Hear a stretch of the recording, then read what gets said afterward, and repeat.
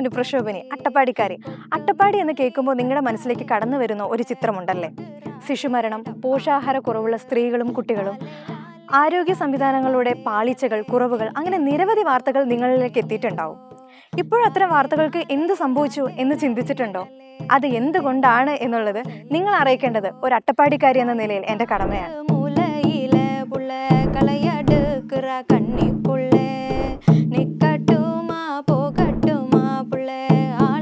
ഈ രണ്ട് ദൃശ്യങ്ങൾ അട്ടപ്പാടിക്ക് ഇപ്പോൾ പരിചിതമാണ്.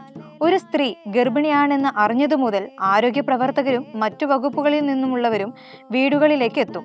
ആരോഗ്യ വിവരങ്ങൾ കൃത്യമായി ചോദിച്ചറിഞ്ഞ് രേഖപ്പെടുത്തും. ഓരോ ഊരിലും ആശാമാരുണ്ട്.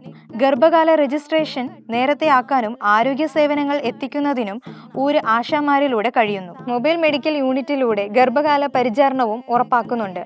ആരോഗ്യ വകുപ്പിലെ സംസ്ഥാന തലത്തിലുള്ള ഉദ്യോഗസ്ഥർ കൂടി ഉൾപ്പെട്ട വാട്സപ്പ് ഗ്രൂപ്പിലൂടെ ഓരോ ഗർഭിണിയുടെയും സ്ഥിതി നിരീക്ഷിക്കും.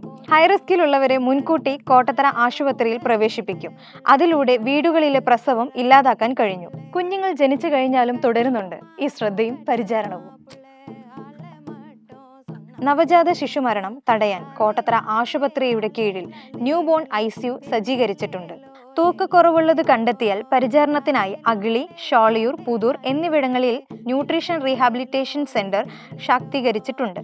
പിന്നെ കൗമാരകാലം മുതൽ തന്നെ പെൺകുട്ടികൾക്കിടയിൽ ബോധവൽക്കരണവും സ്ക്രീനിങ്ങും നടക്കുന്നുണ്ട്.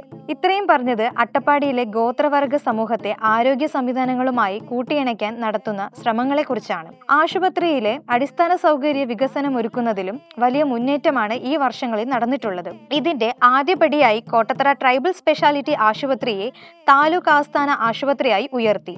ഇപ്പോൾ ഇത് അട്ടപ്പാടി ട്രൈബൽ താലൂക്ക് സ്പെഷ്യാലിറ്റി ആശുപത്രി കോട്ടത്തറയാണ്. ഡയാലിസിസ്, കീമോതെറാപ്പി കേന്ദ്രം, CT scan centre, Vimukthi, de addiction centre, paediatric ICU, Lakshya standard അനുസരിച്ചുള്ള ലേബർ റൂമും ഓപ്പറേഷൻ തിയേറ്ററും, labour OP, lift, screening block, 250 kV high tension transformer, doctors quarters, physiotherapy, special education, counselling, day care, fitness centre building, സ്റ്റാഫുകൾക്ക് വിശ്രമിക്കാനുള്ള 13 മുറികളടങ്ങിയ ഡോർമെട്രികൾ തുടങ്ങിയ സൗകര്യങ്ങൾ കഴിഞ്ഞ 4 വർഷം കൊണ്ട് കോട്ടത്തറ ആശുപത്രിയിൽ സജ്ജമാക്കിയിട്ടുണ്ട്. സ്റ്റാഫുകൾക്ക് താമസിക്കാൻ സൗകര്യമില്ലാത്തത് നേരത്തെ വലിയ പ്രതിസന്ധിയായിരുന്നു. അട്ടപ്പാടിയിലെ ആരോഗ്യ സംവിധാനങ്ങളെ ശക്തിപ്പെടുത്തുന്നതിന്റെ ഭാഗമായി പ്രൈമറി ഹെൽത്ത് സെന്ററുകളെ കുടുംബാരോഗ്യ കേന്ദ്രങ്ങളായി ഉയർത്തി. സബ് സെന്ററുകളെ ജനകീയ ആരോഗ്യ കേന്ദ്രങ്ങളാക്കി. ഇപ്പോൾ അട്ടപ്പാടിയിൽ 28 ജനകീയ ആരോഗ്യ കേന്ദ്രങ്ങളുണ്ട്. എന്റെ നാട് മാറുകയാണ്, ശക്തിപ്പെടുകയാണ്. ആരോഗ്യ സംവിധാനങ്ങളും ആരോഗ്യമുള്ള മനുഷ്യർ എന്ന സ്വപ്നം ഇവിടെയും യാഥാർത്ഥ്യമാകുന്നു.